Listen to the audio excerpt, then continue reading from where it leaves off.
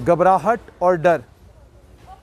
इस जगह पर एक पिछले साल आप खड़ा भी नहीं होना चाहते थे। वजह थी क्योंकि ये वो स्थान था जिस स्थान के आगे आपका कोविड पॉजिटिव पेशेंट्स का वार्ड शुरू हो जाता था। और ये है डीकंटेमिनेशन और सैनिटाइजिंग टनल जो जम्मू म्युनिसिपल कॉरपोरेशन ने सिर्फ गवर्नमेंट मेडिकल कॉलेज में नहीं बल्कि सुपर स्पेशलिटी हॉस्पिटल में और लगभग सभी सरकारी दफ्तरों में ये टनल लगाए गए थे। और इस टनल के बीच से गुजरना सबके लिए मैंडेटरी किया गया था। कोविड पॉजिटिव या कोविड सस्पेक्ट अगर यहाँ पहुँचते और उन्हें टेस्ट कराना होता RT-PCR, तो उन्हें इस डीकंटेमिनेशन और सैनिटाइजिंग टनल के बीच से गुजरना पड़ता था। और इस टनल से गुजरने के बाद उनके टेस्ट होते थे और वो अगर पॉजिटिव आते तो उसके बाद उनको HDU में वहीं से शिफ्ट किया जाता और वहीं से एडमिट कर दिया जाता। आज यहाँ दृश्य अजीब सा देखने को मिलता है कि बिल्कुल ये रास्ता जो यहाँ से जाता है अंदर की तरफ, ये रास्ता है, ये मैं आपको दिखाना चाहूँगा। ये रास्ता है, इस रास्ते से आप HDU में जाते हैं, हाई डेंसिटी यूनिट में जाते हैं जहाँ पर कोविड पॉजिटिव पेशेंट्स रखे गए हैं। और इस डीकंटेमिनेशन और सैनिटाइजिंग टनल के अंदर से अब गुजर के नहीं जाना है।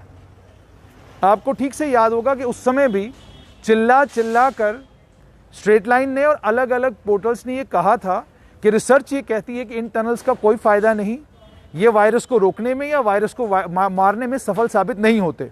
ये लगातार कहा गया था। लेकिन उस समय सरकार ने अपनी थ्योरीज देकर, म्युनिसिपल कॉरपोरेशन ने अपनी थ्योरीज देकर ये टनल लगवाए और लोगों को इस टनल से गुजरने पर मजबूर किया। इस टनल में एक केमिकल यूज़ किया जाता था और उस समय भी हमने उन केमिकल्स को लेकर ये कहा था कि ये अगर बॉडी पर आप छिड़कते हैं तो ये ठीक नहीं। ये आप देख सकते हैं जो दो लोग यहाँ से जा रहे हैं, ये भी परिजन हैं किसी के। इनके परिवार का कोई आदमी HDU यूनिट में कोविड पॉजिटिव है और अंदर है और ये उनकी देखरेख करने के लिए जा रहे हैं। ये आप देख सकते हैं यहाँ पर दस्ताने पड़े हुए हैं, ग्लव्स पड़े हुए हैं। ये ग्लव्स भी जाहिर सी बात है HDU यूनिट से जब आप बाहर आएंगे तो वही लोग इस्तेमाल करेंगे जो यूनिट में जा रहे हैं। सवाल ये है कि डीकंटेमिनेशन और सैनिटाइजिंग टनल पिछले साल जब इस्तेमाल किए गए, पिछली वेव में इस्तेमाल किए गए, तो इस वेव में अचानक ये टनल अबंडन क्यों किए गए हैं? साफ तौर पर ये मतलब है कि ये पिछली बार भी किसी काम के नहीं थे और इस बार भी इन टनलों का कोई काम नहीं।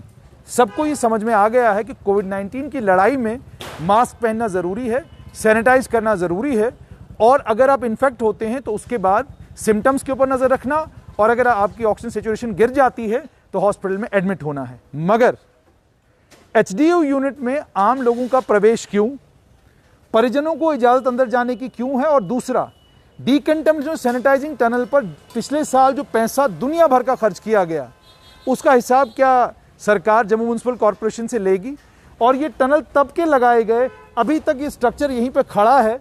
क्या आपको नहीं लगता कि यहाँ पर जो कुछ बन रहा है उसमें ये दिक्कत और परेशानी इस टनल की वजह से हो सकती है? लाखों रुपए हम लोग खर्चते हैं सिर्फ और सिर्फ फोटो ऑपरेशंस पर। लोगों की जान बचानी हो तो उसके लिए ऑक्सीजन ज़रूरी है।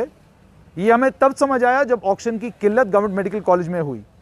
अभी भी गवर्नमेंट मेडिकल कॉलेज का ऑक्सीजन प्लांट जिसमें यहीं पर ऑक्सीजन बनेगी और लोगों को वो ऑक्सीजन मिलेगी, अभी तक फंक्शनल नहीं हो पाया है। जबकि ये कहा गया था कि ये प्लांट जो है 6 महीने के अंदर अंदर फंक्शनल हो जाएगा। अब टेंडरिंग में फंस गया है सारा मामला और नर्सिंग होम्स का रास्ता सरकार ढूंढ रही है। क्यों? क्योंकि सरकार को भी शायद लगने लगा है कि अगर कल हालात ख़राब हो गए, जितनी अवेलेबल हमारे पास यहाँ पर ऑक्सीजन है शायद वो कम पड़ जाए। हमारी दुआ तो ये है कि वो हालात ही न बने। लेकिन जिस तरीके से, जैसे मैंने आपको कहा कि HDU यूनिट में खुद अगर परिजन जा रहे हैं तो इसका मतलब नर्सेज की कमी है।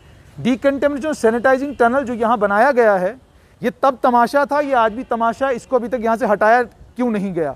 और अगर पहली कोविड की वेव में ये कामयाब था तो आज ये नाकाम क्यों है? अगर तब नाकाम था तो अभी तक यहाँ पर क्यों है?